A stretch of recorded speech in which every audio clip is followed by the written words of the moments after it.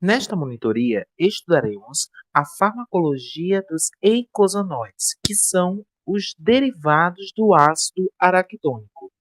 Bem, esses são mediadores químicos importantes da inflamação e, portanto, aqui estudaremos também a farmacologia da inflamação. E, para isso, precisamos compreender que a inflamação e o sistema imune estão estreitamente interrelacionados. A inflamação ela consiste numa rede de respostas à lesão tecidual e a infecções. Os sinais clínicos da inflamação consistem em rubor ou vermelhidão, calor, o edema, a dor e a perda de função. A fisiopatologia da dor, da febre e da inflamação envolve um conjunto de mediadores químicos de sinalização do processo inflamatório. E os principais mediadores químicos da inflamação são justamente os derivados do metabolismo do ácido araquidônico, isto é, os eicosanoides, que são mediadores que têm diversas funções no controle de muitos processos fisiológicos, além de processos inflamatórios, e estão entre os mediadores e moduladores mais importantes das reações inflamatórias. E, portanto, justamente por isso, são alvo de muitos é, fármacos, ou seja, são alvo muito significativo para a ação farmacológica. Os eicosanoides, eles são metabólitos do ácido araquidônico, e que é justamente um ácido graxo componente dos fosfolipídios de membrana, que são encontrados nas membranas plasmáticas de muitos tipos celulares. Para esta monitoria, né, como de praxe, abordamos também de início os objetivos que iremos cumprir, né, e que precisamos alcançar e que temos como propósito, né, de utilizá-los como delineadores desta monitoria.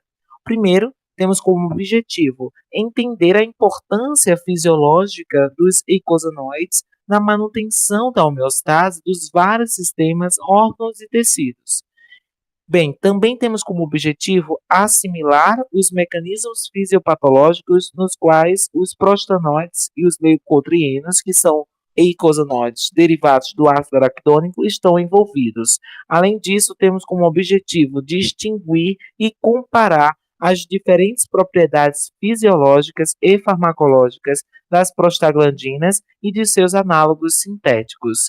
E, por fim, mas não menos importante, temos como objetivo compreender, prever e ser capaz de justificar as indicações terapêuticas, contraindicações e efeitos colaterais dos fármacos que serão estudados. Bem, como já dito, os eicosanoides são metabólitos do ácido araquidônico, que é esse ácido graxo que é componente de fosfolipídios de membrana encontrados aqui na membrana plasmática de muitos tipos celulares. Então, após uma lesão ou infecção, os mediadores inflamatórios, como citocinas e o próprio sistema complemento, são capazes de estimular a liberação através da ação enzimática do ácido araquidônico da membrana plasmática. E ocorre aqui uma série de reações bioquímicas, resultando na formação de prostaglandinas, leucotrienos e demais eicosanoides. Bem, o termo eicosanoide refere a um grupo de mediadores produzidos a partir do ácido graxo que não está previamente armazenado nas células, esses eicosanoides, ok? Apenas o precursor, que é o ácido araquidônico obtido a partir da ação enzimática sobre os fosfolipídios de membrana. Então, estão entre os mediadores e moduladores mais importantes da reação inflamatória, os eicosanoides, né, que são altacoides, são assim classificados porque são substâncias, mediadores químicos endógenos rapidamente biossintetizados, né, em resposta a estímulos específicos que atuam rapidamente no seu local de síntese de forma autócrina e parácrina. São substâncias endógenas que desempenham funções fisiológicas em sistemas cardiovascular, renal, também em processos inflamatórios e também no sistema reprodutivo, ok? O precursor comum da biossíntese dos eicosanoides é justamente esse ácido, né? 5,8,11,14-cis-eicosatetraenoico, ok? Ele tem esse nome justamente porque ele é constituído por 20 átomos de carbono, ok? E aqui, ó, quatro ligações duplas. ok? Bem, o ácido araquidônico ele deve ser biosintetizado a partir do seu precursor de ácido graxo essencial, que é o ácido linoleico, que só pode ser obtido a partir da dieta. Então, o ácido araquidônico vai ser liberado dos fosfolipídios de membrana plasmática das células pela ação da enzima fosfolipase A2. E essa reação representa a primeira etapa da cascata do ácido araquidônico. A fosfolipase A2 é a mais importante enzima, que produz, a partir dos fosfolipídios de membrana, o ácido araquidônico e produz também um precursor, que é o fator ativador de plaquetas, que é um outro mediador inflamatório importante, ok? Uma observação também interessante é que os corticoides ou corticosteroides podem inibir a fosfolipase A2 e, portanto, interromper toda essa cascata de síntese dos eicosanoides. Depois de liberado, o ácido araquidônico será submetido a duas vias metabólicas principais: a via das ciclooxigenases e a via das lipooxigenases, ok? Então, a partir do ácido araquidônico se produz os eicosanoides, que são prostanoides, leucotrienos e lipoxinas, ok? Então, o ácido araquidônico, ao ser metabolizado pelas vias das ciclooxigenases, leva à formação de prostaglandinas, prostaciclinas e tromboxanos, que no geral são chamados de prostanoides.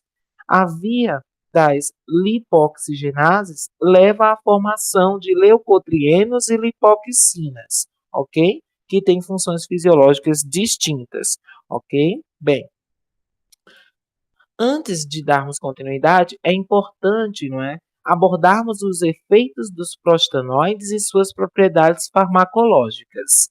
Os prostanoides é o termo, né, denominado, né, é o termo que se refere a aqui tanto as prostaglandinas, prostaciclinas e tromboxanos. Então, prostanoides é um termo que se refere a todo esse conjunto de substâncias. Tem esse nome porque inicialmente foi descobertos na próstata, ok? Por isso esse termo prostanoide, mas sabe que desempenham funções fisiológicas mais diversas no nosso organismo, ok?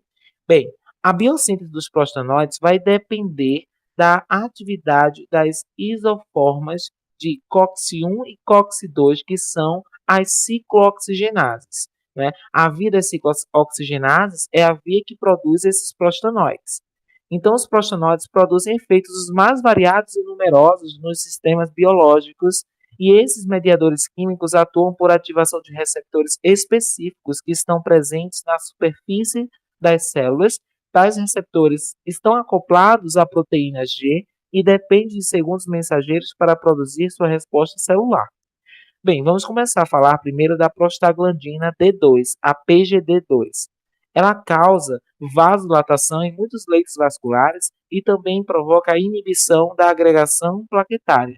Relaxa o músculo gastrointestinal e relaxa o músculo uterino, miométrio, e tem efeito broncoconstrictor. Já a prostaglandina PGF2-alfa ou prostaglandina F2-alfa, ela causa contração uterina, a contração do miométrio, além de ter efeito vasoconstrictor e broncoconstrictor. Já a prostaciclina PGI2, veremos na sequência, mas antes disso temos a prostaglandina PGE, e essa prostaglandina PGE é chamada de prostaglandina da série E, e é o principal prostanoide inflamatório, ok? Já que é o principal prostanoide inflamatório, é responsável pelo eritema, edema, dor e indução da febre, porque o PGE2 é o principal prostanoide pirogênico, ok? Então, é importante destacar que, além de ser um prostanoide pirogênico, é um prostanoide que induz algesia, ou seja, sensibilidade dolorosa, ok?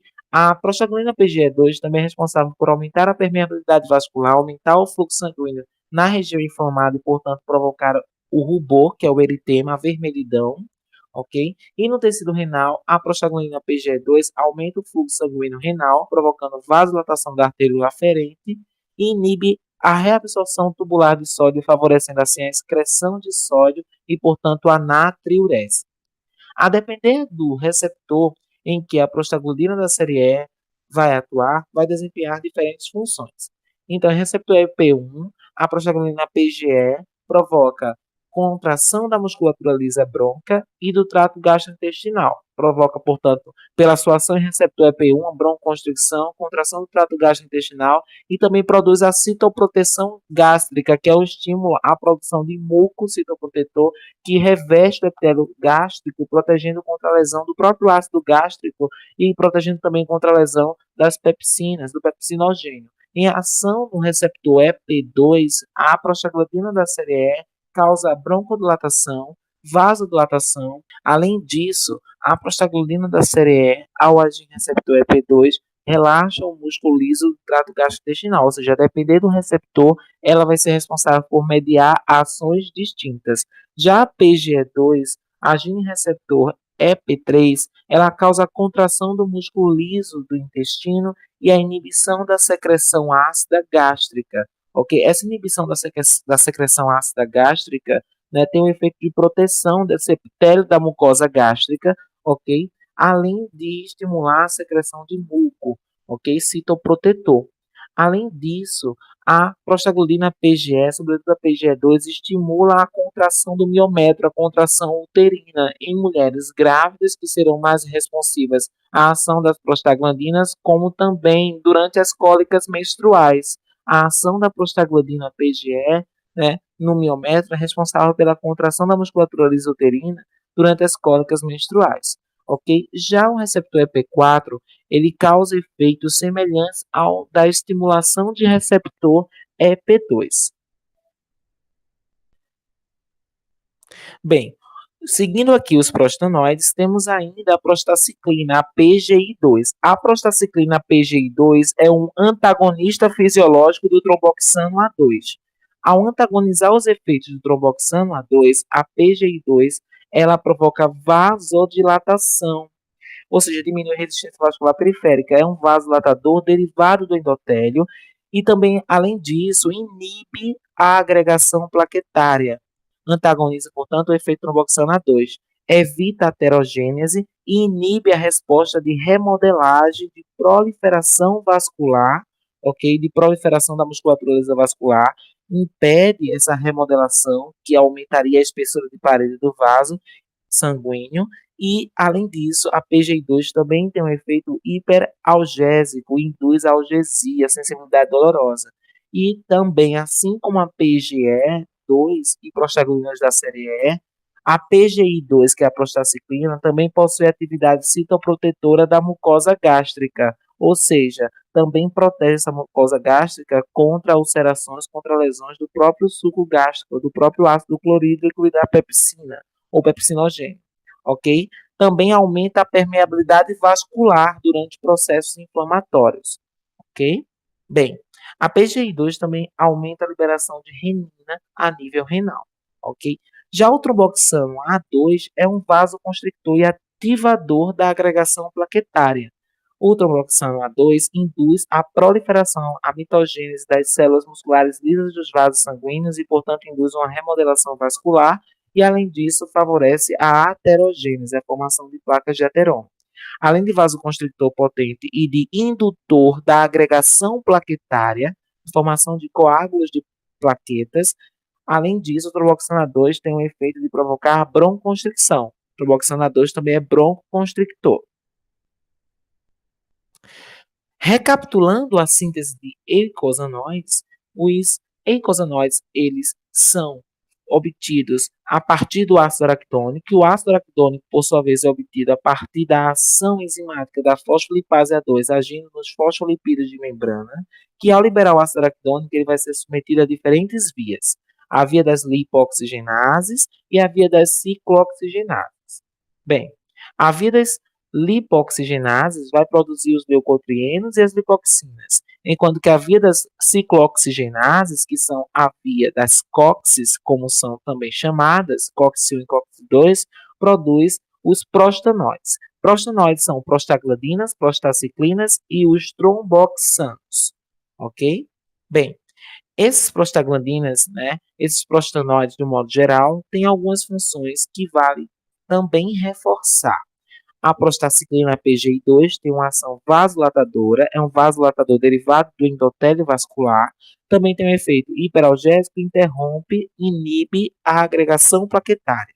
Enquanto que, por outro lado, o tromboxana 2 tem um efeito agregante plaquetário e vasoconstrictor.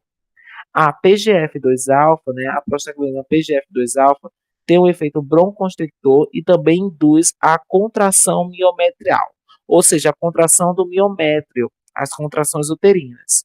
Além disso, a PGF2-alfa também estimula o escoamento, a drenagem do humor aquoso, né, tendo um importante papel hipotensor ocular. A PGD2 inibe a agregação plaquetária, tem efeito vasodilatador e, além disso, relaxa o músculo uterino. E a PGE2 induz febre, hiperalgesia, sensação nociceptiva dolorosa. Também é responsável pela contração do miométrio, contração uterina, e também tem um papel na citoproteção da mucosa gástrica, assim como a PGI2, ok? Bem, já as lipoxigenases, a via das lipoxigenases produz os leucotrienos. Temos o leucotrieno A4, ok, a partir do qual se obtém o leucotrieno B4, que tem um papel quimiotático, e os demais leucotrienos, que são leucotrieno C4, D4, E4 e tem um leucotrieno F4 também, ok? E a via das lipoxigenases também produz as lipoxinas, lipoxina A, lipoxina B. Bem, os inibidores, né, das ciclooxigenases estão entre os fármacos que são os AINES, os anti-inflamatórios, os agentes anti-inflamatórios não hormonais, ou seja, não esteroidais, estão entre os fármacos mais prescritos na medicina e esses fármacos atuam inibindo a biossíntese dos eicosanoides, dos prostanoides, ao inibir a atividade das isoformas das ciclooxigenases COX-1 e COX-2. Então, esses fármacos, os AINES anti-inflamatórios, inibem a biossíntese e, consequentemente, a ação desses eicosanoides, dos prostanoides, dessas prostaglandinas, e, portanto, tem um papel relevante no tratamento de doenças inflamatórias, no tratamento da dor, da febre, mas também possui repercussões importantíssimas na fisiologia cardiovascular, na fisiologia renal e repercussões no trato gastrointestinal, já visto o papel fisiológico desses prostanoides nestes sistemas. Os AINES, eles são inibidores das COXes, mas não interferem com a atividade das lipoxigenases, ou seja, eles não interferem diretamente nas lipoxigenases, apenas inibem as ciclooxigenases, as COXes. Ao inibir as ciclooxigenases, os AINES eles aumentam a disponibilidade do ácido araquidônico para a via das lipoxigenases. Ou seja, os AINES, de modo indireto, desvia o ácido araquidônico, esse precursor, aumentando a via das lipoxigenases, já que ele vai estar inibindo a via das ciclooxigenases. Ok? Por sua vez, a via das lipoxigenases representam esse segundo importante destino do ácido araquidônico, levando à formação dos leucotrienos e das lipoxinas, ok? E a enzima principal desse grupo é a 5-lipoxigenase. Os leucotrienos LTC4, LTD4, LTE4, LTF4 são leucotrienos, né, que são chamados cisteínicos e eles são produzidos principalmente pelos eosinófilos, mastócitos, basófilos, macrófagos. Esses leucotrienos cisteínicos, sobretudo o leucotrieno C4 e D4, estão presentes na expectoração de pacientes com bronquite crônica, fluidos nasais na rinite alérgica e contribuem para a hiperreatividade brônquica em pacientes asmáticos, causam broncoespasmo, aumento da permeabilidade vascular. E os leucotrienos sistêmicos também são particularmente importantes na fisiopatologia da asma, sendo responsáveis pela hiperreatividade a estímulos e contração da musculatura lisa das vias aéreas, aumentam a secreção de muco que ocorre em processos asmáticos, alérgicos e de hipersensibilidade. Por outro lado, né, as lipoxinas modulam as ações dos leucotrienos, das citocinas, e as lipoxinas são importantes na resolução da inflamação.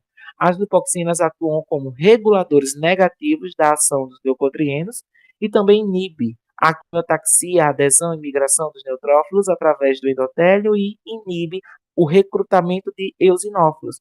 Então, pode-se dizer que a lipoxina ajuda a resolução, a resolver a inflamação e a promover o retorno do tecido ao seu estado de homeostasia, também, além disso, além de reduzir a inflamação, reduz a nocicepção, a sensação dolorosa. As isoformas das ciclooxigenases, né, são de extrema importância o conhecimento de cada uma delas, ok? Porque as ciclooxigenases, as COXs, são alvos farmacológicos dos inibidores, né, dessas ciclooxigenases, que são os anti-inflamatórios não esteroidais, ok? Os chamados AINES, ok? Bem, no ser humano, as principais isoformas de ciclooxigenases, as principais são a COX-1 e a COX-2, e a COX-1 ela está presente na maioria das células como uma enzima constitutiva, como ela é assim chamada. Tem localização em diversos órgãos e tecidos, ou seja, tem um papel na produção de fatores reguladores homeostásicos e desempenha funções de manutenção do organismo, atuando nas atividades fisiológicas como na homeostase vascular, na manutenção e autorregulação do fluxo sanguíneo renal, na homeostase do trato gastrointestinal, na regulação da secreção ácida gástrica, na regulação da função renal. A COX-1 ela é a principal fonte das prostaglandinas citoprotetoras do epitélio gástrico e também é a COX-1 que desempenha o principal papel na função plaquetária, na síntese na fonte de tromboxano A2 plaquetário e, portanto, a COX-1 tem um papel importante, né, ao ser a principal fonte da biossíntese de tromboxano A2, tem um papel relevante na agregação plaquetária, na hemostasia e no tônus vascular. A COX-2, por outro lado, é denominada a enzima induzível, porque a COX-2, né, ela é a principal fonte responsável pela biossíntese das prostaglandinas, dos prostanóides, que são mediadores dos processos inflamatórios. Contudo, a COX-2 também tem papel de grande relevância em vários processos fisiológicos, que justificam também a presença da isoforma COX-2 constitutivamente no tecido renal, no tecido cardíaco e também no endotélio vascular, como a principal isoforma responsável pela biossíntese de prostaciclina, a PGI2, que tem papel crucial, ou seja, de extrema relevância na homeostase renal. A COX-2 é altamente regulada pelos estímulos inflamatórios e por isso é tida como a mais relevante para os fármacos anti-inflamatórios não esteroidais, que são inibidores da isoforma COX-2. A isoforma COX-2 ela é induzida, ou também chamada induzível, e ela tem assim uma expressão gênica aumentada. Ela está hiperregulada em processos inflamatórios que são induzidos por interleucinas, citocinas pró-inflamatórias, como a interleucina 1, interleucina 2, o TNF-alfa, né, o fator de necrose tecidual alfa, e dessa forma produz prostaglandinas mediadoras da inflamação, da dor e da febre. No endotélio vascular, a COX-2 ela está expressa constitutivamente, ou seja, ela tem um papel fisiológico, né, lá no endotélio vascular, sendo a COX-2 a fonte primária da prostaciclina PGI2 vascular, que tem um papel relevante para antagonizar, atenuar os efeitos do tromboxano A2, ou seja, a COX-2 é uma isoforma que tem um papel cardiovascular importante na regulação da homeostase do sistema cardiovascular, por ser a principal fonte dessa prostaciclina PGI2.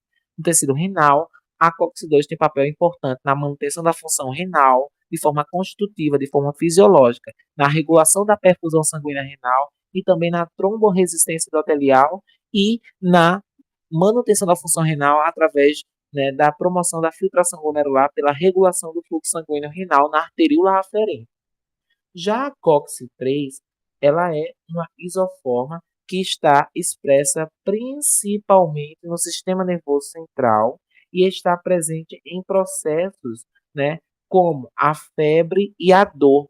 E alguns fármacos que atuam inibindo a COX-3 possuem efeitos analgésicos e antipiréticos no sentido de inibir a febre, como veremos alguns AINES, como o paracetamol e o diclofenaco, que são inibidores seletivos da COX-3. Ok? Bem, essas duas isoformas, as primeiras, COX-1 e COX-2, elas diferem quanto as suas sensibilidades à inibição por diferentes ou determinados fármacos anti-inflamatórios, AINES, né? Então, essa observação resultou no desenvolvimento de inibidores seletivos para COX-2, já que ela é a principal expressa em processos inflamatórios, ok? Porque sabe-se que a ação anti-inflamatória, antipirética e analgésica dos ARNs está relacionada justamente à inibição da COX-2, enquanto que os efeitos indesejáveis que afetam o trato gastrointestinal resultam, sobretudo, da inibição da COX-1, já que a COX-1 é a principal isoforma constitutivamente expressa no trato gastrointestinal, certo? E sendo a principal isoforma responsável pela síntese das prostaglandinas citoprotetoras da mucosa gástrica, ok? A COX-2 também tem um papel na síntese dessas prostaglandinas citoprotetoras, mas a COX-1 tem um papel mais determinante, mais importante, ok? Na biossíntese das prostaglandinas PGE2 e PGI2, que tem um papel na citoproteção gástrica. Bem, agora iremos abordar as funções das prostaglandinas nos processos fisiológicos. Então, a biossíntese constante, né, e as inúmeras ações farmacológicas dos eicosanoides estão refletidas em suas fisiologias e fisiopatologias complexas. Inicialmente, é importante abordar como que os eicosanoides, os prostanoides, desempenham um papel importante na fisiologia, na homeostase do sistema cardiovascular, a nível de plaquetas e no endotélio. Bem, é necessário que haja um equilíbrio entre prostaciclinas e tromboxano A2, e esse equilíbrio tem um papel importante na manutenção do tônus vascular e na fluidez do sangue. A principal fonte de tromboxano A2 são as plaquetas, e a isoforma que é responsável pela biossíntese plaquetária de tromboxano A2 é a isoforma COX-1, que está expressa em plaquetas maduras. Bem, é importante dizer que o tromboxano A2 tem um papel fisiológico na homeostasia, ou seja, reduz o tempo de sangramento ao induzir a agregação plaquetária e a formação do tampão plaquetário, que são etapas iniciais para a homeostasia, que é a parada do sangramento após a lesão de um vaso sanguíneo. O tromboxano A2 estimula e induz a ativação de plaquetas para a coagulação e formação de trombos. O tromboxano A2 é propriamente um agregador plaquetário e amplifica os efeitos de outros agonistas plaquetários mais potentes, como a trombina e a adenosina bifosfato. O tromboxano A2 estimula a proliferação celular e a remodelagem dos vasos sanguíneos, que aumenta a espessura de parede dos vasos e, portanto, tem um efeito vasoconstrictor além disso e também um efeito hipertensor, predispondo à aterogênese, à formação de placas de ateroma, principalmente onde há disfunção endotelial.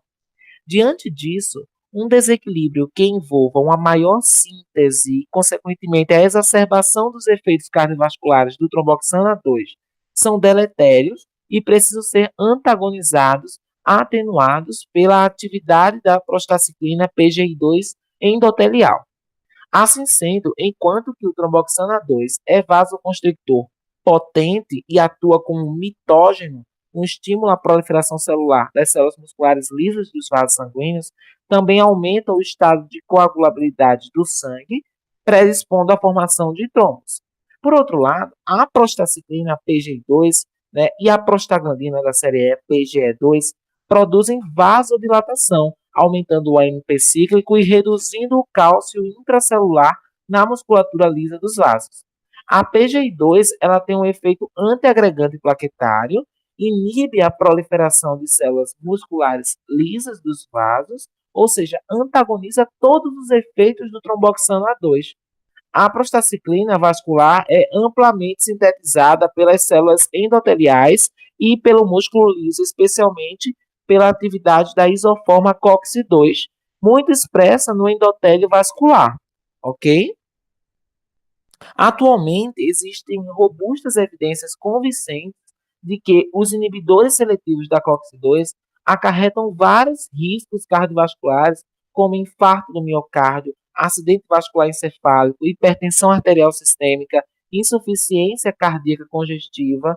O mecanismo responsável por esses riscos de inibição seletiva da COX-2 pode ser justamente explicado pela supressão da síntese de prostaglandinas cardioprotetoras cuja principal fonte é a isoforma COX-2, principalmente as prostaciclinas PGI2, que é produzida no endotélio vascular, ok? Onde a expressão da COX-2 produz prostaciclina, que tem um papel fisiológico de atenuar, reduzir os efeitos tromboxana 2, né? Que, no caso, o tromboxana 2 é produzido principalmente pela isoforma COX-1, abundantemente expressa nas plaquetas, né? Então, por outro lado, a redução da síntese tromboxana 2, quando eu reduzo a síntese tromboxana 2, isso tem um interesse terapêutico, não é? Com o objetivo de reduzir as chances de formação de coágulos e, consequentemente, evitar a formação de eventos tromboembólicos em pacientes predispostos.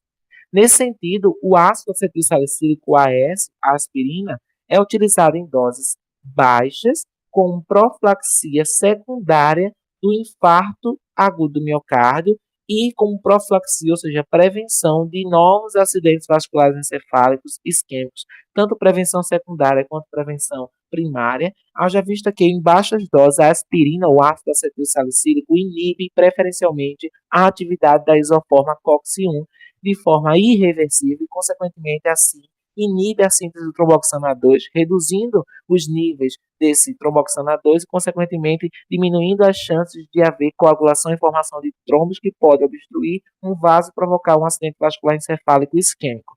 Portanto, é evidente que o balanço, o equilíbrio entre o tromboxana 2 produzido pelas plaquetas e a prostaciclina PGI2 produzida pelas células endoteliais é de fundamental importância para a homeostase do sistema cardiovascular, ok? Por exemplo, no caso de dengue, né, pode haver o que a gente chama de a redução dos níveis das plaquetas, dos trombócitos, que é a trombopenia, né, a plaquetopenia, e a redução da produção de plaquetas, isso leva a quê? Isso leva a uma redução dos níveis de síntese do tromboxano A2, que pode predispor a hemorragias, no caso, a dengue hemorrágica, ok? É bem importante a gente entender a importância, né, do equilíbrio e do balanço entre os níveis de tromboxano A2 e de prostaciclinas. Tromboxano A2 plaquetário e prostaciclina endotelial.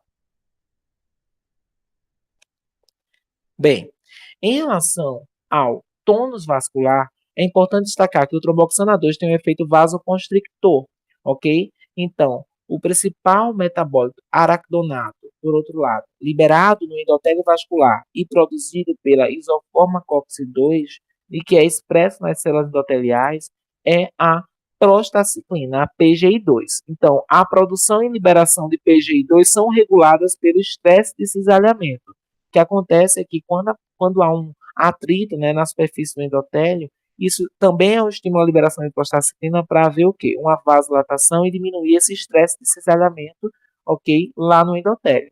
Então, além disso, é importante destacar que a prostaciclina tem um papel fisiológico imprescindível no sistema cardiovascular.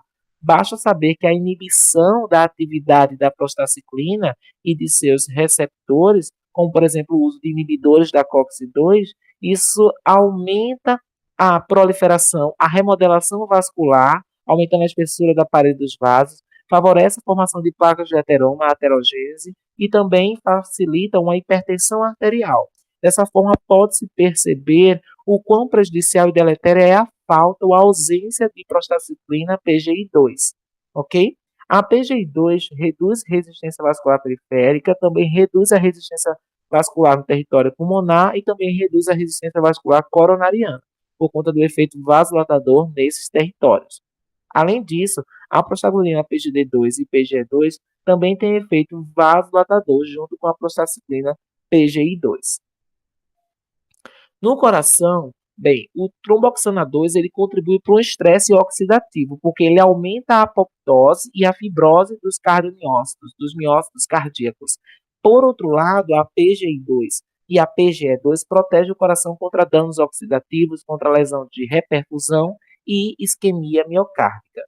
Por isso que a inibição seletiva da COX-2, lembrando que a isoforma COX-2 é bastante expressa a nível dos cardiomiócitos, quando eu inibo a COX-2, eu predisponho esse coração a arritmias e a insuficiência cardíaca, pois provoca um desbalanço que favorece o aumento dos níveis de tromboxana 2, já que o tromboxana 2 é principalmente obtido a partir da biossíntese, né, pela atividade da isoforma COX-1, e diminuindo os níveis de prostaciclina PGI2 e PGE2, cuja principal fonte é pela biossíntese que é feita pela COX-2. Quando eu inibo a COX-2, diminuo prostaciclina PGI2 e PGE2 e favoreço os danos causados pelo aumento dos níveis de tromboxana 2 dos cardiomiócitos, favorecendo estresse oxidativo, apoptose e fibrose, ok? Já no sistema respiratório, a musculatura lisa bronca ela é relaxada pela ação da PGE2 e da prostaciclina PGI2. E o músculo liso bronco é contraído pela ação da PGD2, do tromboxana 2 e da prostaglandina F2-alfa, PGF2-alfa. A PGI2 ela tem um papel importante em reduzir a hipertensão pulmonar, porque ela diminui a resistência vascular do território pulmonar nos pacientes com quadros de hipertensão pulmonar, devido ao seu potente efeito vasodilatador.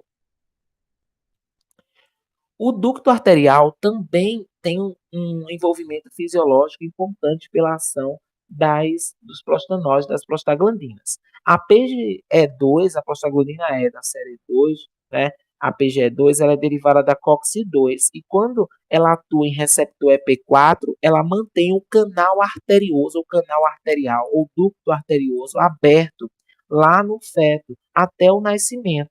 Logo que o bebê nasce, os níveis reduzidos de PGE2 permitem o seu fechamento, né, que é necessário após o nascimento, quando há a expansão dos pulmões.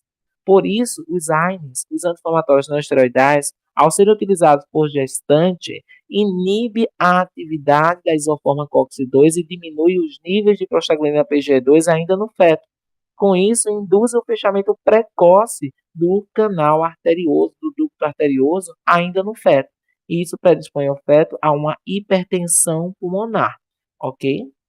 Bem, no que diz respeito à função renal, nos rins, as prostaglandinas, principalmente prostaciclinas PGI2, PGE2 e PGD2, têm uma atuação lá no território renal, no parênquima renal, como vasodilatadoras da arteríola aferente, aumentando a perfusão sanguínea renal e a distribuição do fluxo sanguíneo renal do córtex para os néfros nas regiões da medula renal. Essa vasodilatação atua de modo a contrabalancear o sistema renina-angiotensina-aldosterona e atenuando também o sistema nervoso simpático, constituindo dessa forma uma compensação para assegurar um fluxo sanguíneo adequado para o parênquima renal. A vasodilatação da arteríola aferente diminui a resistência vascular e, com isso, aumenta o fluxo sanguíneo renal. Quando eu vasodilato a arteríola aferente, eu estou diminuindo a resistência vascular dessa arteríola e, consequentemente, eu estou aumentando o fluxo sanguíneo renal. E, com isso, eu também estou aumentando a taxa de filtração glomerular. Desse modo, o fluxo, ou melhor, a função renal, ela é assegurada pelo aumento do fluxo sanguíneo renal e a filtração glomerular também vai ser promovida justamente pelos efeitos vasodilatadores locais, né, pela ação das prostaglandinas PGE2, prostaciclina PGI2 e prostaglandina PGD2. Por outro lado, o tromboxana 2 produz efeitos vasoconstrictores que reduzem o fluxo sanguíneo renal e a taxa de filtração glomerular. Com base no conhecimento da importância dos eicosanoides na fisiologia renal, então a inibição da síntese de prostanoides derivados das ciclooxigenases constitutivamente expressas nesse tecido renal pode acarretar importantes comprometimentos das funções renais.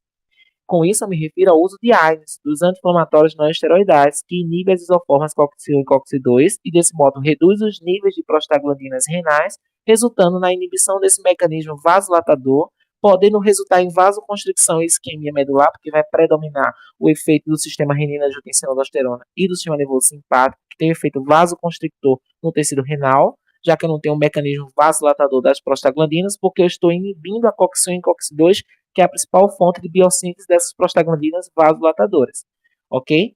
Então, já a inibição dessa vasodilatação mediada pelas prostaglandinas vai impedir a perfusão renal adequada, o que pode levar a uma lesão renal aguda. É importante ressaltar que a COX-1 atua primariamente no controle da taxa de filtração glomerular, enquanto que a COX-2 intervém principalmente na excreção de sódio e água. O bloqueio de ambas as isoformas impedem a produção dessas prostaglandinas. A PGE2 é o prostanoide que regula a reabsorção, de sódio. Então, a PGE2 ela vai ter um papel fundamental na excreção do sódio, ela favorece a excreção do sódio porque ela inibe a reabsorção. Então, a PGE2 tem um papel fundamental na excreção de sódio e no controle da pressão arterial. Porque quando a PGE2 inibe a reabsorção de sódio, facilita assim a excreção de sódio e junto com o sódio, junto com esse eletrólito, também vai a água sendo excretada, né? E é excretado água e sódio pela urina, esse processo é denominado de natriurese. Então, desse modo, eu reduzo o volume sanguíneo. Ao reduzir o volume sanguíneo, estou diminuindo o retorno venoso. Diminuindo o retorno venoso, diminuo o volume de enchimento. E ao diminuir o volume de enchimento, estou diminuindo a pré-carga. Também estou diminuindo o volume de enchimento e de ejeção sistólico, que reduz o débito cardíaco, já que o débito cardíaco é produto do volume de enchimento sistólico vezes a frequência cardíaca. E ao diminuir o débito cardíaco, eu reduzo a pressão arterial. Logo, eu consigo perceber que a função renal é importantíssima para a longo prazo manter o controle da homeostasia da pressão arterial, ok? Então, além de otimizar a perfusão sanguínea na medula renal, a prostaglandina PGE2 contribui para a natriurese. Isso diminui o volume sanguíneo, reduz o retorno venoso, diminui o volume de enchimento cardíaco, consequentemente diminui o débito cardíaco e reduz assim a pressão arterial, podendo dizer assim que a função renal, regulada pelas prostaglandinas biosintetizadas pelas COX-1 e COX-2 no tecido renal, desse modo eu estou garantindo o papel fisiológico dos rins no controle da pressão arterial. E é, portanto, uma consequência da inibição da síntese dos prostanoides renais à hipertensão arterial. Então, uma das consequências do uso de AINES, de anti-inflamatórios não esteroidais, que ao inibir a atividade na função renal das prostaglandinas, dos prostanoides, pela inibição da COX-1 e COX-2, pelo uso de AINES, eu vou estar, consequentemente, favorecendo o aumento da pressão arterial, porque isso vai resultar, né, na diminuição da função da PGE2 e um aumento da retenção do sódio e água, consequentemente, aumento do volume sanguíneo. Isso gera uma hipertensão arterial, ok? Por esse distúrbio hidroeletrolítico no tecido renal, pela diminuição do papel da PGE2, né? Além disso, eu também vou estar diminuindo a filtração glomerular, já que essas prostaglandinas têm o papel de aumentar a taxa de filtração glomerular, né, aumentando o fluxo sanguíneo renal, fazendo a vasodilatação da artéria aferente.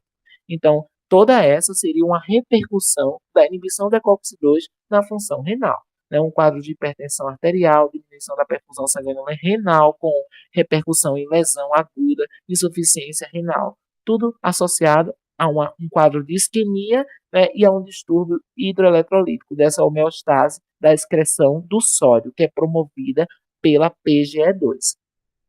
E também do ponto de vista vascular, tanto a vasodilatação, né, que é importante também, é promovida pela PGI2, PGE2 e PGD2, a vasodilatação da arteríola aferente. Bem, então eu posso dizer que a PGE2 é considerada uma prostaglandina tubular, enquanto que a PGI2 é mais considerada uma prostaglandina vascular, ok? Produzida a nível do endotélio vascular. Por tudo isso, o uso prolongado dos inibidores da ciclooxigenase, ou seja, o uso prolongado de AINES, dos anti-inflamatórios não esteroidais, pode resultar no desenvolvimento de hipertensão, reduzindo assim o efeito também farmacológico dos fármacos antihipertensivos. E assim pode causar edema devido à maior retenção de sódio, insuficiência cardíaca e lesão renal aguda ou crônica, né? Levando a um quadro de insuficiência renal. Bem, no útero, ou seja, no miométrio, a prostaglandina PGF2-alfa e a prostaglandina PGE2 têm efeito de induzir a contração do músculo liso uterino, ou seja, a contração do miométrio. A PGE2 e a PGF2-alfa possuem ação ocitóxica, ou seja, induz a contração uterina, é um ocitóxico potente, uterotônico, isto é, tem um papel de induzir o trabalho de parto. E isso justifica a capacidade das prostaglandinas da série E da série F, né, e seus análogos sintéticos, de interromper a gestação em qualquer momento, qualquer estágio, por induzir a contração uterina, ok? Fisiologicamente, a combinação da ocitocina com a PGE2 é essencial para o início do trabalho de parto. Então, análogos sintéticos das prostaglandinas da série E são utilizadas farmacologicamente na clínica, na obstetrícia, como forma de indução do trabalho de parto, ou ainda pode ser utilizado para provocar o aborto terapêutico pela sua propriedade aborto eficiente, quando induzir a contrações uterinas no primeiro ou segundo trimestre até a 20ª semana de gestação. Além disso, essas prostaglandinas, a PGE2 e PGF2-alfa, estão intimamente envolvidas na fisiopatologia da dismenorreia primária, né, que são as cólicas uterinas associadas ao período menstrual. A cólica menstrual é provocada quando há liberação dessas prostaglandinas que promovem a contração do miométrio, a contração uterina, para eliminar o endométrio que está descamando, ok? Então, por esta razão, os AINES anti-inflamatórios não esteroidais, ao inibir a ciclooxigenase, sobretudo a COX-2, expressas no tecido uterino, reduz a ação de tais prostaglandinas, oferecendo assim um alívio às cólicas uterinas. Bem, com relação às secreções gástricas, né, é importante destacar o papel das prostaglandinas, ok, em relação ao estímulo à produção do muco e à redução da secreção de ácido clorídrico e de pepsina. Bem, no estômago, a prostaglandina PGE2 e PGI2 contribuem para o aumento da secreção de muco, ou seja, contribuem para a citoproteção, para a redução da secreção de ácido gástrico e diminuição da concentração de pepsina. E esses efeitos são atribuídos às propriedades vasodilatadoras dessas prostaglandinas. É no epitélio gástrico que se encontram as glândulas denominadas fossetas gástricas, que secretam o muco. Também há outros dois tipos de células parietais e principais. As parietais produzem o ácido clorídrico e as principais produzem o pepsinogênio. Então, essas prostaglandinas atuam inibindo justamente a secreção, né, desses conteúdos importantes do ácido gástrico, que pode produzir lesão da mucosa gástrica e proteger, assim, essa mucosa, ok? Ao inibir a liberação do ácido gástrico e do pepsinogênio, né, e ao promover a produção de muco citoprotetor, ok? Então, as prostaglandinas da série E e seus análogos sintéticos impedem a lesão gástrica causada por vários agentes ulcerogênicos e facilitam assim a cicatrização das úlceras gástricas. É importante destacar que, principalmente a COX-1, esta é a principal fonte dessas prostaglandinas citoprotetoras em condições fisiológicas, mas também a COX-2 tem menor contribuição para a síntese dessas prostaglandinas. Logo, pode-se concluir que os AINES que inibem a isoforma COX-1 oferecem mais riscos à formação de úlceras gástricas, ou seja, de úlceras pépticas. Já os AINES inibidores seletivos, mais seletivos da COX-2, foram desenvolvidos no intuito justamente de poupar a COX-1 gástrica de forma a manter a citoproteção natural, né, pela atividade da PGE2 e da PGI1, né, ou melhor, da PGI2 e da PGE2, que são sintetizadas localmente, ok? Nos olhos, é importante destacar que fisiologicamente a prostaglandina PGF2-alfa tem efeito hipotensor ocular, reduz a pressão intraocular, né, e aumenta a drenagem do humor aquoso, né. O efeito hipotensor ocular da PGF2-alfa é justamente o de estimular, o de favorecer a drenagem do humor aquoso, né, ocular, através das redes uveoesclerais e trabeculares. E por isso que os análogos sintéticos de prostaglandina F2-alfa têm indicação terapêutica no tratamento do glaucoma, né? E esses fármacos eles são hipotensores oculares que mimetizam a ação dessa prostaglandina PGF2-alfa, ok? Então, a perda da expressão da COX-2 no epitélio ciliar, né, pode levar à dificuldade de drenagem, de escoamento do humor aquoso através da malha trabecular e da via uveoescleral. E por isso que é de extrema importância o uso de análogos sintéticos da PGF2-alfa, que inclusive são tratamentos de primeira linha no glaucoma, ok? Para a prevenção do glaucoma como hipotensores oculares. No que diz respeito ao mecanismo da febre, ou seja, a pirexia, a regulação da temperatura corporal ela requer um equilíbrio entre a produção e a perda de calor. O hipotálamo é quem regula o ponto em que a temperatura do corpo é mantida. A febre ocorre pela ação de mediadores químicos pirogênicos sobre o centro termorregulador do hipotálamo, elevando o limiar térmico e desencadeando a febre. Então, são mediadores da febre pirógenos endógenos, como interleucina 1, interleucina 6, fator de necrose tumoral, TNF-alfa, né, a PGE2, a PGI2, que são as prostaglandinas que atuam, né, lá na área pré-óptica do hipotálamo. Então, dentre os eicosanoides envolvidos na febre sistêmica, o principal é a PGE2, que é o principal prostanoide pirogênico. Consegue atravessar a barreira hematocefálica e atuar sobre os neurônios termossensíveis, e isso provoca, né, o hipotálamo para que ele eleve a temperatura corporal, promovendo assim o aumento da geração de calor e a diminuição da perda de calor, que leva a uma condição de febre. Bem, então lá no hipotálamo, né, então lá na área pré-óptica, então você vai ter o quê? Um centro termorregulador, e a ação dessas prostaglandinas desregula esse termostato natural biológico, favorecendo assim a febre, ok? No que diz respeito à estimulação nociceptiva, ou seja, a dor, as prostaglandinas elas são mediadoras inflamatórias, aumentam a sensibilidade dos nociceptores e potencializam a percepção dolorosa nas terminações nervosas livres. A PGE2 e a PGI2 elas são potentes sensibilizadoras da dor, pois reduzem o limiar de estimulação, despolarização dos nociceptores, que são as terminações nervosas livres ou fibras C, que se tornam mais sensíveis à ação, né, de substâncias algésicas como a bradicinina e a histamina, e assim causa a sensibilização periférica e favorece a hiperalgesia. E esses prostanoides, né, diminuem o limiar de despolarização dessas fibras C, tornando elas sensíveis a esses a esses algésicos, né, favorecendo essa hiperalgesia, né, e por isso que a ação, né, de inibição da coxina da COX-2, né, expressas também na medula espinhal, ou também a inibição da coxina e COX-2, principalmente COX-2, em processos inflamatórios, diminui a sensibilidade dolorosa, ok? No sistema nervoso central e na medula espinhal, a atividade da coxina e COX-2 libera prostaglandinas em estímulos, né, em resposta, na verdade, aos estímulos dolorosos periféricos, né, favorecendo assim a dor. No caso do sistema nervoso central, né, a gente também tem a dor da enxaqueca, né, e por isso que lá no sistema nervoso central, né, a dor, a sensibilidade dolorosa, está principalmente sendo estimulada pela atividade da isoforma COX-3, ok?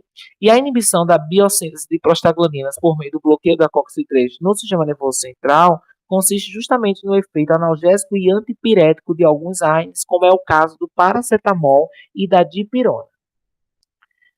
A inflamação, como dito na introdução desta monitoria, né, diz respeito a um conjunto de processos imunológicos essenciais. Então, a capacidade de montar uma resposta inflamatória é essencial para debelar infecções, reparar lesões e injúrias teciduais. Não importa qual o estímulo desencadeador, os sintomas inflamatórios incluem o calor, dor, rubor, vermelhidão, eritema e edema, além de perda de função, ok? Então, a resposta inflamatória inclui todo esse processo de vasodilatação local, com aumento de permeabilidade vascular, quimiotaxia, né, que é a atração das células do sistema imunológico, infiltração de leucócitos, né, células fagocíticas como neutrófilos e macrófagos também, né, além da fibrose. Então, a biossíntese de prostanoides, né, é aumentada expressivamente nos tecidos inflamatórios, pois os derivados do ácido araquidônico medeiam essas respostas inflamatórias. A PGE2, a PGI2, prostaciclina são os principais prostanoides que medeiam a inflamação. Então, elas aumentam o fluxo sanguíneo local e a permeabilidade vascular, né, favorecendo a infiltração dos leucócitos, que é o processo de apidese, né, em que há uma quimiotaxia, né, com a passagem dos leucócitos das células de defesa do sangue em direção aos tecidos onde há a injúria, a lesão tecidual, ok? Além disso, há um aumento da sensibilidade dos nociceptores, né, algésicos, né, que uma bradicinina, serotonina e histamina, ok? E é bem importante essas prostaglandinas como mediadores desses processos inflamatórios, sobretudo pela hiperexpressão da atividade da isoforma COX-2, que é a principal fonte de prostanoides formados, né, durante e depois de uma resposta inflamatória ali desencadeada, ok? Bem, agora iremos abordar, né, essa segunda parte dessa monitoria que diz respeito à farmacologia clínica dos eicosanoides, né, em que abordaremos os análogos sintéticos e como eles são utilizados na farmacologia, né, do ponto de vista terapêutico. Bem, no caso do abortamento e na indução do trabalho de parto, os análogos das prostaglandinas PGE2 e PGF2-alfa, especialmente os análogos da prostaglandina PGE, né, têm uma indicação terapêutica na indução do trabalho de parto, ok? E também pode ter uso como aborto efaciente, né, a indução do aborto terapêutico no primeiro e segundo trimestre, né, antes da 20ª semana de gestação. Então, o misoprostol é um análogo da prostaglandina PGE1, com efeito ocitóxico, utilizado para induzir as contrações uterinas necessárias à indução do trabalho de parto. Portanto, o misoprostol é considerado uterotônico, análogo da PGE1, ok? Bem, outros análogos da prostaglandina da série E que são utilizados como ocitóxicos são a dinoprostona, que é um análogo da PGE2, o carboprosta, que é um análogo da PGF2-alfa. E esses fármacos vão mimetizar a ação fisiológica das prostaglandinas no miométrio, estimulando a contração uterina. Além de ser indicado para induzir o trabalho de parto, o misoprostol também tem indicação para induzir o miotamponamento após o parto.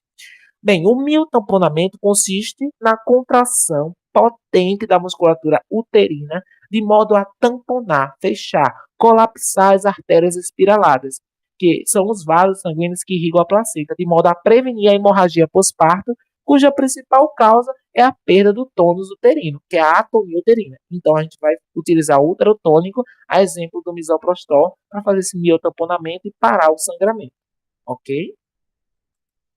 Bem, no sistema reprodutor masculino, né, é importante o uso das prostaglandinas, porque a injeção no corpo cavernoso ou a introdução de supositórios uretral de um análogo da PGE1, que é o alprostadil, é utilizado como tratamento de segunda linha na disfunção erétil ou na impotência masculina. Então, a indicação terapêutica dos análogos, né, do alprostadil, né, dos análogos da PGE1, ela foi suplantada, essa indicação terapêutica, pelos inibidores da fosfodiesterase, ok? Que são agora os de primeira linha, os inibidores da fosfodiesterase. A vasodilatação provocada pela prostaglandina PGE1 ou pelo análogo da prostaglandina PGE1, que é o alprostadil, aumenta o fluxo sanguíneo nos corpos cavernosos e dessa forma obtém-se a ereção peniana. A ereção prolongada, que é o priapismo, que é doloroso, inclusive, são efeitos colaterais, né, do uso desses fármacos, e assim como a dor relacionada aos efeitos álgicos da PGE1 também podem estar presentes como efeitos colaterais ao uso do alprostadil. Uma curiosidade importante, né, acerca do papel na reprodução, né, o papel reprodutivo das prostaglandinas é que os homens com baixa concentração de prostaglandinas no líquido seminal são relativamente inférteis. No sistema cardiovascular, ok, as prostaglandinas, os análogos da PGE1, têm um papel de extrema relevância, né? Porque, nesse caso, né, na hipertensão pulmonar primária, que é uma condição que causa insuficiência cardíaca direita por um território pulmonar, né, com alta resistência, né, esse quadro ele pode ser tratado com o uso prolongado de prostaciclina, PGI2, um análogo da prostaciclina, porque a PGI2 reduz as resistências vasculares periféricas, né, e produz uma vasodilatação intensa no território vascular pulmonar, e dessa forma o seu análogo sintético, como é o caso do iloprosta, epoprostenol e treprostinila, né, são indicados, né, são análogos da PGI2, indicados para reduzir a resistência vascular periférica pulmonar e coronariana, especialmente no caso da hipertensão pulmonar, né, para reduzir essa resistência vascular no território pulmonar, e desse modo é utilizado para tratar esse quadro de hipertensão pulmonar primária. Bem, continuando aqui em relação ao sistema gastrointestinal, os análogos da PGE1, como o próprio misoprostol, que é esse análogo sintético dessa prostaglandina, ele é ativo por via oral e no passado ele foi muito utilizado, né, pelo seu efeito citoprotetor. Inibe a secreção gástrica, né, ácida, e promove o estímulo à produção desse muco citoprotetor. Esse efeito confere aos análogos da prostaglandina da série E um benefício na prevenção da formação de úlceras gástricas, né? Os análogos da prostaglandina da série E têm esse benefício importante, né, na produção desse muco protetor e na redução da liberação de ácido clorídrico e pepsinogênio, evitando assim a formação dessas úlceras gástricas, ok? Por isso que os inibidores da COX-2 têm uma vantagem seletiva em relação à manutenção da citoproteção gástrica, porque A principal fonte de prostaglandinas de forma fisiológica natural, que protege essa mucosa do trato gastrointestinal, é a atividade da isoforma COX-1, né, que é a principal responsável pela biossíntese de prostaglandina PGI2 e PGE2, que tem um papel relevante nessa citoproteção da mucosa gástrica.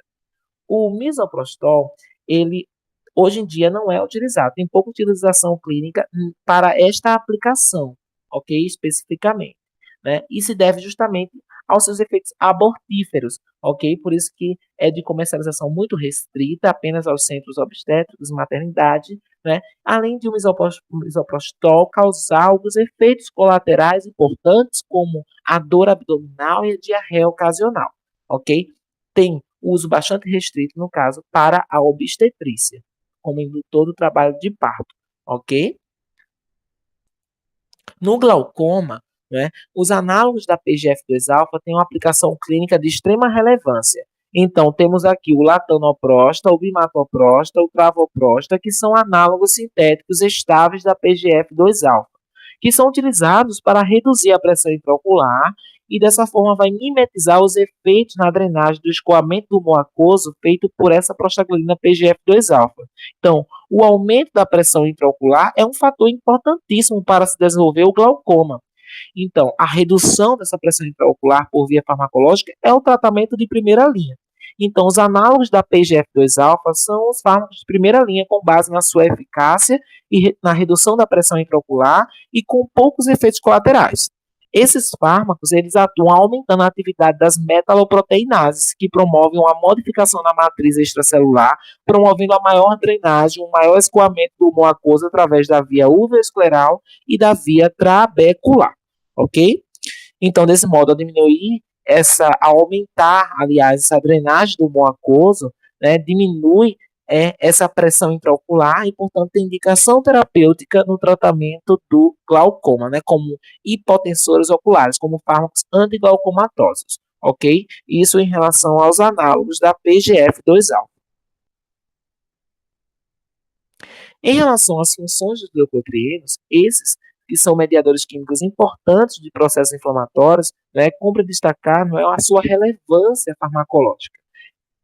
Então, os leucotrienos, eles são eicosanoides, mediadores químicos, né, que são sintetizados, né, pela via das lipoxigenases, como já é conhecidos, e como mediadores químicos do processo inflamatório, né, tem um papel relevante em diversas doenças, especialmente na asma.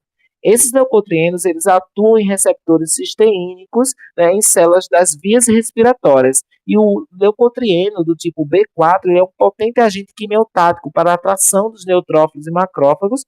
E, além disso, o leucotrieno B4, ao atuar em receptores específicos, ele causa adesão, quimiotaxia e ativação dos polimorfonucleados, monócitos, e ativam a proliferação e a produção de citocinas pelos macrófagos e linfócitos.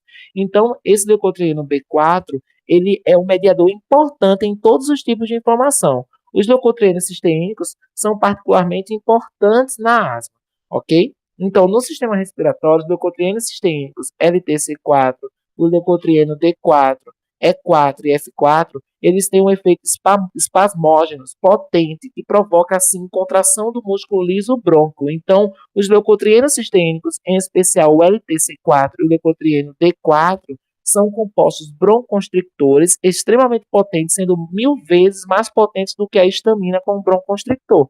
Esses leucotrienos, eles causam secreção de muco pelo epitélio das vias aéreas e constituem parte do exudato inflamatório, obstruindo as vias aéreas. O leucotrieno D4 e E4, eles também recrutam eosinófilos e neutrófilos para as vias aéreas, e com isso intensifica a inflamação. Fármacos que têm um benefício terapêutico, né, para intervir, né, nos efeitos deletérios dos leucotrienos em processos inflamatórios, como no caso da asma, né, foram desenvolvidos esses fármacos que têm um efeito farmacológico, têm como mecanismo farmacológico antagonizar os efeitos dos leucotrienos e são indicados na profilaxia e no tratamento da asma. Então, são eles o montelukast e o zafilukast, que são antagonistas seletivos de receptores cisteínicos dos leucotrienos e são utilizados no tratamento da asma leve e moderada. Aqui estão as referências utilizadas para o desenvolvimento desta monitoria.